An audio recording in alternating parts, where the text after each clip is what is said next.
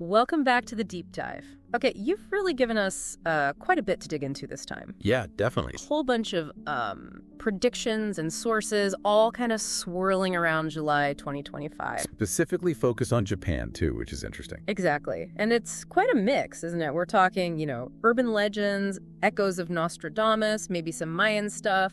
Right, and then there's that prophetic dream manga, which is pretty specific. Yeah, that one's intriguing. Plus the Hopi prophecy, as Josen Takano interprets it. And claims from Akinori Kimura, the UFO connection there. Right, the miracle apple guy. Yeah. And Kunio Yasu, the theoretical physicist. Don't forget the African elders message, too, via Ishogun. That adds a whole other layer. Absolutely. So, okay, our mission, I guess, for this deep dive is to try and unpack all these pretty different viewpoints. And see if we can find any common threads. Yeah. Any core themes or significance behind this convergence on July 2025 for Japan. Exactly. Let's try and make sense of it all. Well, the first thing that jumps out, obviously, is the date itself, July 2025. Yeah. It just keeps popping up. Yeah. Across sources that you wouldn't necessarily expect to connect at all. It really does. You've got the dream manga, the Hopi prophecy stuff Takano talks about, Kimura's alien thing, Yasu's information, S-agent. It makes you pause, doesn't it? Like,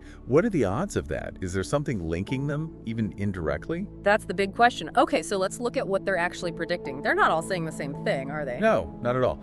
The dream manga, for instance, that points to a massive undersea volcanic eruption. Right, something that could potentially set off the Nankai Trough. Which would be huge for Western Japan, obviously. A major geological event. Then you shift gears completely and you have this celestial theme coming through. Yeah, the Hopi prophecy, Takano's take on it anyway, is about the blue Kachina.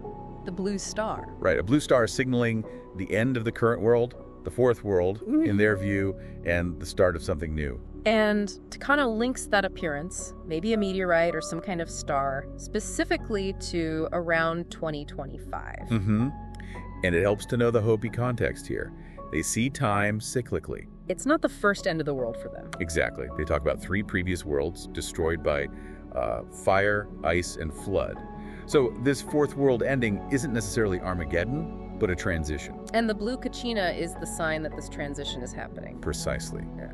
And those 2 great vibrations they mention, often interpreted as the world wars. Setting the stage for now, kinda. Sort of, yeah. It leads into this current period of change. And the star theme keeps going, doesn't it, with Akinori Kimura? Yeah, him and his claimed UFO experiences. He's the guy famous for the miracle apple, strangely enough. Right. And he says these beings told him about a green star. A green one, yeah.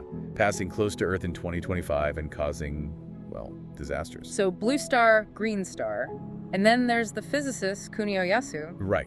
He brings a different angle. He's a theoretical physicist, and he claims he got info. From a top secret channel, was it? That's what he says. About a calculated possibility, important word there, of a meteorite impact. Specifically in the Philippine Sea. Around July 5th, 2025.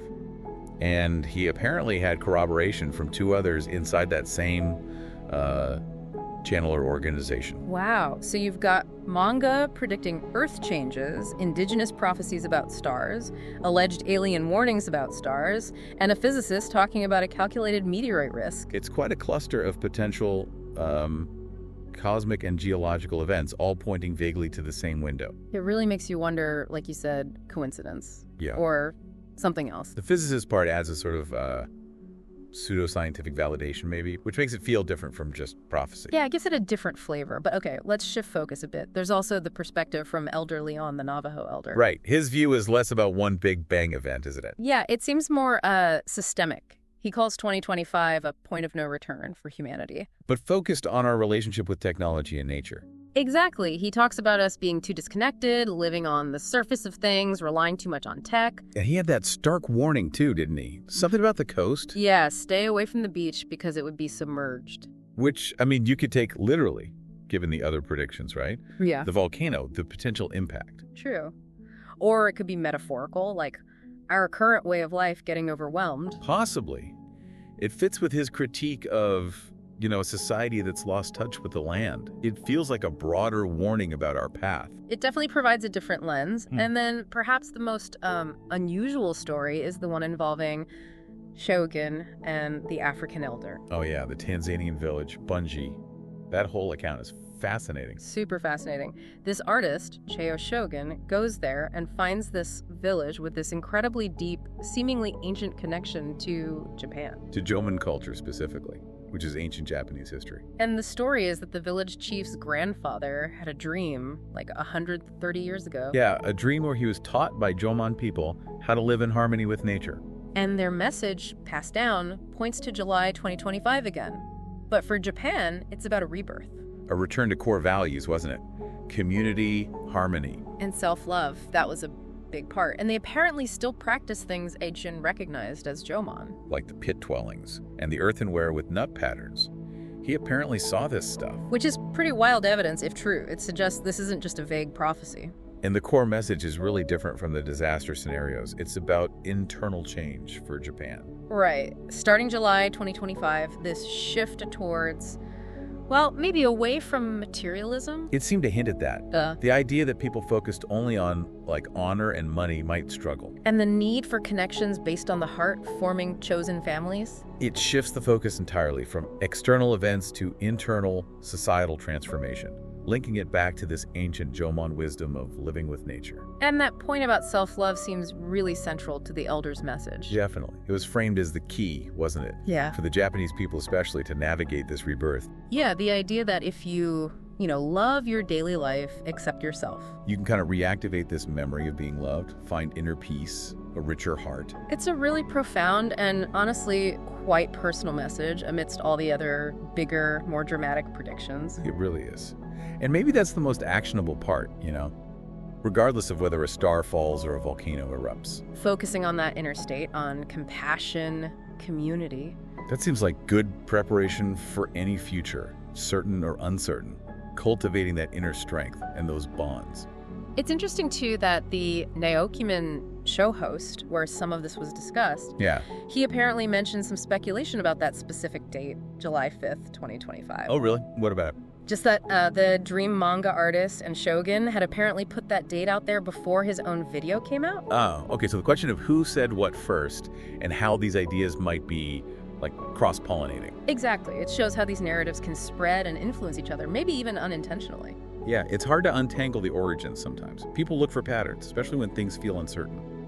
It's human nature. So, okay, wrapping our heads around all this. We've got this incredible range of sources. UFOs, physics, ancient wisdom, manga. All pointing somehow towards July 2025 as a time of potential major change for Japan. But the nature of that change is all over the map. Completely. Could be celestial, could be geological, could be societal, could be spiritual, or maybe a mix. Or maybe none of the specific events happen, but the feeling that something needs to change is the real point. That's certainly what the African elders' message seems to emphasize, right?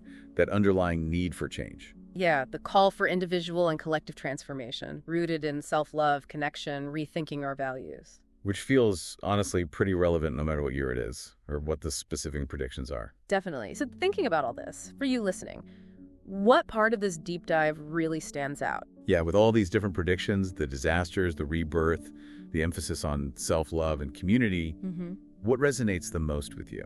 And maybe how does it make you think about preparing for, well, any uncertain future? Does it shift your focus towards personal growth, maybe? Or strengthening connections? It's worth reflecting on those daily acts, perhaps. Yeah. How do you personally cultivate that self-love the elders spoke about? Definitely gives you a lot to chew on.